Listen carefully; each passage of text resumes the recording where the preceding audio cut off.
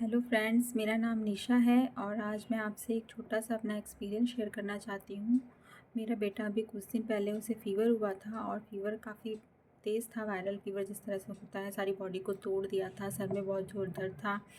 तो मैंने अपनी फ्रेंड को फ़ोन किया, रेनू, जिसने विश्वजीत स्वरूप जी का ऑनलाइन कोर्स करा है 3 महीने का, और मेरी वो काफ़ी अच्छी दोस्त है और उसकी बात मैं मानती हूँ।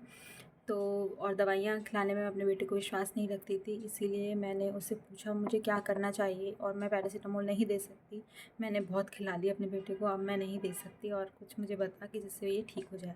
तो उसने मुझे बताया कि देख, वायरल फ़ीवर में वो अपना 3 या 4 से दिन वो उतरता है, तो उसे घबराने की बात नहीं है। तो उसका अब सबसे फर्स्ट जो प्रोटोकॉल है वायरल फ़ीवर का, वो फॉलो कर, जैसे मैं कहूँ वैसे कर। तो फर्स्ट डे मैंने उसको लिक्विड डाइट पे रखा, सिर्फ लिक्विड दिया।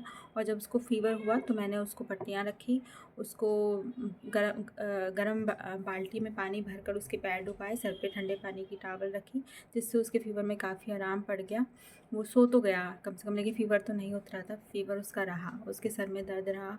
उसका फ़ीवर ऐसा चढ़ता था कि सीधा उसके सर में दर्द होता था बहुत तेज़, और उसे सहन नहीं होता था, और वो पूरी रात कराहता रहता था और मेरे से हाथ पैर दबाता रहता था। वायरल फ़ीवर ऐसा हुआ था कि उसके जोड़ों में, पैरों में और सर में बहुत ज़्यादा दर्द हुआ, उल्टी भी हुई।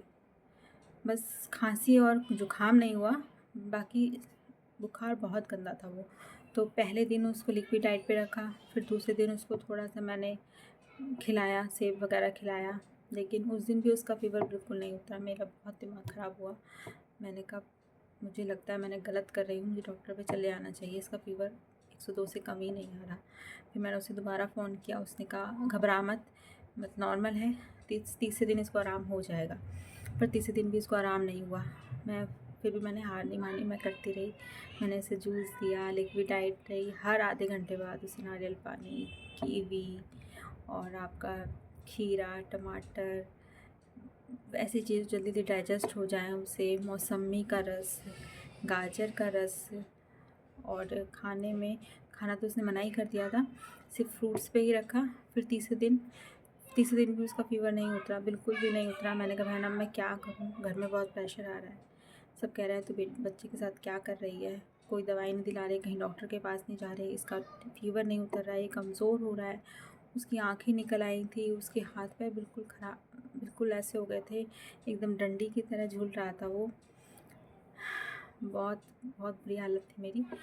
लेकिन लेकिन मैंने उसने कहा कि डर मत, 100 तक बुखार हम झेल सकते हैं, मतलब 100 तक बुखार में आपको टेंशन लेने की ज़रूरत नहीं है। तो इसीलिए फिर फोर्थ डे भी उसके मतलब फ़ीवर चढ़ा, लेकिन फिफ्थ डे फाइनली उसका फ़ीवर उतर गया। पूरे 5 दिन रहा और उसका वायरल फ़ीवर जो था ठीक हो गया, बिना किसी दवाई के। एक कुछ भी नहीं, सिर्फ फ्रूट्स, नारियल पानी, जूसेस, सिर्फ इससे ही, नेचुरोपैथी से, मतलब पूरा फ़ीवर उसका उतर गया। फिर कंटिन्यू मेरी बेटी को भी उसके जस्ट बाद वायरल फ़ीवर हो गया। फिर 5 दिन मैंने उसका भी वही प्रोटोकॉल फॉलो किया और उसका फ़ीवर भी उतर गया। तो इसी तरह मैं सबसे यही कहना चाहूँगी कि दवाइयाँ बहुत डेंजर हैं, बहुत गंदी तरीके से बनती हैं। गंदी तरीके से नहीं, मतलब केमिकल से बनती हैं, और वो हमारी किडनी को, लीवर को, हमारे ऑर्गन्स को बहुत हानि पहुँचाती हैं। आप लोग भी मतलब नेचुरल तरीके से अपने अपने अपने रिलेटिव्स का, अपनों का फ़ीवर उतारें ताकि वो स्वस्थ रहे। बस, थैंक यू।